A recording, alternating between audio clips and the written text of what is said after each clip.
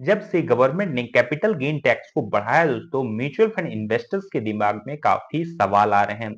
और मेरे जो एक सब्सक्राइबर है दोस्तों, बहुत ही इंटरेस्टिंग सवाल और यूजफुल सवाल उन्होंने पूछा है। उनका कहना ये है कि मेरा जो रिटर्न्स एवरेज रिटर्न है वो 18% के आसपास रहता है, क्योंकि मैं जो है अपना ज्यादातर पैसा मिड कैप म्यूचुअल फंड में इन्वेस्ट करता हूँ। लेकिन अब गवर्नमेंट जो है सो मुझसे 12%, 12.5% का टैक्स मांग रही है, तो मेरे पास जो एक्चुअल रिटर्न बचेगा वो 5.5% का ही बचेगा। अब इतना इतना कम रिटर्न के लिए मैं म्यूचुअल फंड में पैसा क्यों इन्वेस्ट करूं? इससे अच्छा तो है मैं पैसे को बैंक में रखूं। बैंक में मेरा पैसा 100% सुरक्षित भी रहेगा और इसके आसपास का मुझे रिटर्न्स भी मिल जाएगा। तो चलिए इस सवाल को अच्छे से लेते हैं दोस्तों और समझते हैं कि आखिर में एक्चुअल रिटर्न्स जो आपके पॉकेट में पैसा आएगा जब आप लंबे समय के बाद म्यूचुअल फंड को बेचोगे, तो कितना पैसा आएगा दोस्तों। इससे पहले वाले वीडियो में जो नया टैक्स सिस्टम है उसको मैंने बहुत अच्छे से एक्सप्लेन किया था। अगर आपने वो वीडियो नहीं देखा है तो डिस्क्रिप्शन बॉक्स में लिंक है, पिन कमेंट में भी आ रहा होगा, जाकर आप उसे देख सकते हो। अभी हम लोग डिस्कस करेंगे long term capital gain tax in mutual fund. ठीक है, तो पहले जो टैक्स लगता था दोस्तों 10% लगता था, अभी उसको बढ़ाकर 12.5% कर दिया गया है। तो अभी एक सिंपल सा एग्जांपल लेते हैं यहाँ पे दोस्तों। मान के चलते हैं कि आप मंथली एसआईपी कर रहे हो 10,000 रुपए पर मंथ का। रिटर्न्स जो आपका है दोस्तों 18% का है। और ये एग्जांपल लेते हैं कि आप 20 साल तक इस तरह के जो है इन्वेस्टमेंट करोगे, एसआईपी करते रहोगे। तो चलिए मैं आपको लेके चलता हूं एसआईपी कैलकुलेटर के ऊपर और देखते हैं किस तरह का रिटर्न्स आपका बन के निकलेगा। तो रिटर्न्स कैलकुलेट करने से पहले मैं आपको एक चीज बताना चाहता हूं दोस्तों, मैं एक रजिस्टर्ड म्यूचुअल फंड डिस्ट्रीब्यूटर हूं। रजिस्ट्रेशन नंबर मेरा नीचे आ रहा होगा, आप चाहो तो इसे एमफी के ऑफिशियल वेबसाइट पे जाकर वेरीफाई भी कर सकते हो दोस्तों।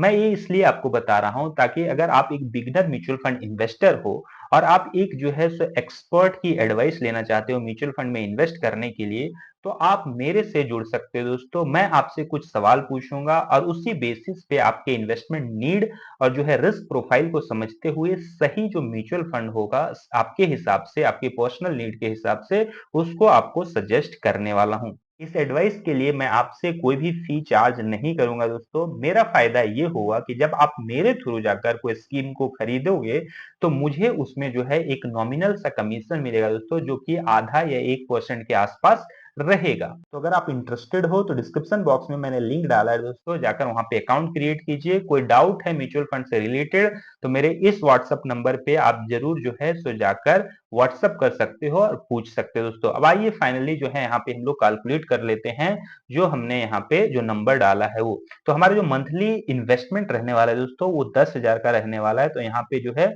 सो 10,000 इसको कर लेते हैं। जो ड्यूरेशन हमने चूज किया है दोस्तों वो 20 ईयर्स का हमने चूज किया है, तो 20 ईयर्स का ड्यूरेशन रख लेते हैं दोस्तों।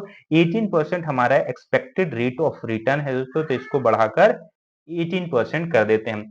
अब देखिए जो हमारा मैच्योरिटी वैल्यू यानी कि फाइनल अमाउंट रहेगा वो 2,34 लाख का रहने वाला है। और जो पैसा हमने इन्वेस्ट किया है वो मात्र 24 लाख ही इन्वेस्ट किया है दोस्तों। तो जो फाइनल अमाउंट हम लोग को मिलेगा वो 2,34 लाख का मिलेगा। इसमें से जो हम लोग इन्वेस्ट किए हैं पैसा दोस्तों उसको हम लोगों को माइनस करना होगा। बहुत सारे लोग ये सोचते हैं कि जो फाइनल हम लोग को पैसा मिलेगा उस पे 12.5% सरकार को देना होगा, लेकिन ऐसा नहीं है। जो पैसा आप खुद से इन्वेस्ट किए हो वो पहला कदम में माइनस होगा। तो यहाँ पे 24 लाख हम लोग माइनस करेंगे दोस्तों, तो 34 में 24 जाएगा, तो यहाँ पे 2,10 लाख रुपीज आपके पास फाइनल प्योर जो गेन है वो बच जाएगा दोस्तों। लेकिन सरकार इस पे भी टैक्स नहीं लगाएगी। इस पे से एक चीज और माइनस होगा जो कि है एक्सेम्पशन, और एक्सेम्पशन को अभी बढ़ा दिया गया है 1 लाख से 1,25,000 का।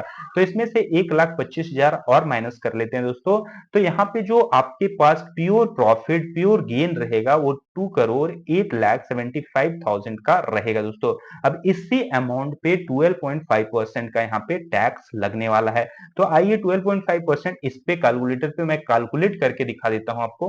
तो अमाउंट जो हमारे पास है दोस्तों 2,08,75,000 है। तो इसमें से हमें टैक्स देना है गवर्नमेंट को जो कि है 12.5%। तो यहाँ पे जो है उसको कैलकुलेट कर लेते हैं दोस्तों, 12.5%। ओके, तो यहाँ पे जो है 26,09,375 100 रुपीज यहाँ पे जो है सो हम लोगों को गवर्नमेंट को देना है। तो अगर जो है दोस्तों वो जो टोटल अमाउंट है उसमें से ये जो टैक्स अमाउंट है उसको माइनस करते हैं तो हमारे पास जो फाइनल अमाउंट बचता है वो है 1,82,65,625 रुपीज।